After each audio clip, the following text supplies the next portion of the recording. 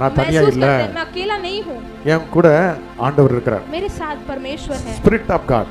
परमेश्वर का जो पवित्र आत्मा. ஹalleluya. हालेलुया. மூன்றாம் நாள் உயிரோடு எழுப்பினார். तीसरे दिन वो जी उठा. 40 நாள் உயிரோடு இருக்கிற ஆண்டவர் தரிசிக்க தன்னை வெளிப்படுத்தினார். जीवित परमेश्वर दर्शन दिया. தன்னுடைய சீடர்களுக்கு சொன்னார், अपने चेलों को कहा, நான் போவது உங்களுக்கு நலமாய் இருக்கும். मैं जाऊंगा तुम्हें अच्छा होगा. நான் போவேனானால் தேற்றவாளனாகிய பரிசுத்த ஆவியானவர் உங்களுக்கு அனுப்புவேன். यदि मैं जाऊंगा तसल्ली करने वाला पवित्र அவர் உங்களை आत्मा சத்தியத்தை வழி நடத்துவார். वो आपको सत्य में चलाएगा. ஹalleluya. हालेलुया. இப்போ ஸ்பிரிட் ஆஃப் காடா இருக்கிறார். पवित्र आत्मा में हमारे அப்போஸ்தலர் 1ஆம் அதிகாரத்தில் ஆண்டவர் சொன்னார், प्रेरित पहले நீங்கள் எருசலேமிலே காத்திருங்கள். यरूशलेम में इंतजार करो. 120 பேர் காத்திருந்தார்கள். 120 लोग ஒருமனப்பட்டு காத்திருந்தார்கள். एक मन होके ஒரே நோக்கம், एक ही ஆவியானவரே எங்களை நிரப்புங்க. एक ही सिद्ध था कि தேற்றவாளனாகிய பரிசுத்த ஆவிக்கு காத்திருந்தார்கள். तसल्ली देने वाला पवित्र आत्मा. 2ஆம் அதிகாரம் 1ஆம் வசனத்துல நீங்க பாத்தீங்கன்னா பலத்த காற்று.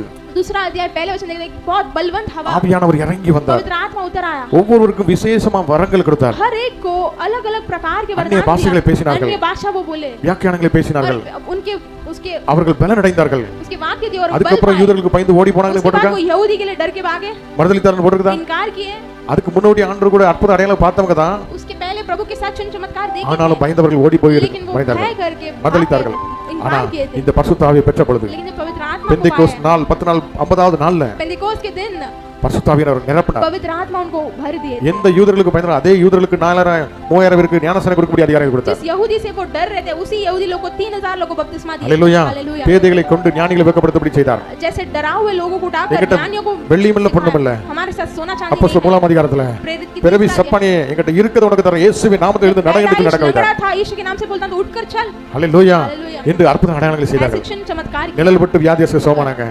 अपने साया से छाव से लोग चंगे हो இரத்த சாட்சியாக ஆண்டவர் கண்டு அவர்கள் விதைக்கப்பட்டார்கள். लहू बहाकर वो प्रभु के लिए அவர்கள் விதைத்த விதைகள் இன்றைக்கும் நாம் அறுவடையை கண்டு கொண்டிருக்கிறோம். जो उन्होंने बोया है आज भी उसकी कटनी करते हैं. இந்த இடத்துல காற்று இருக்குது. यहाँ पर हवा है.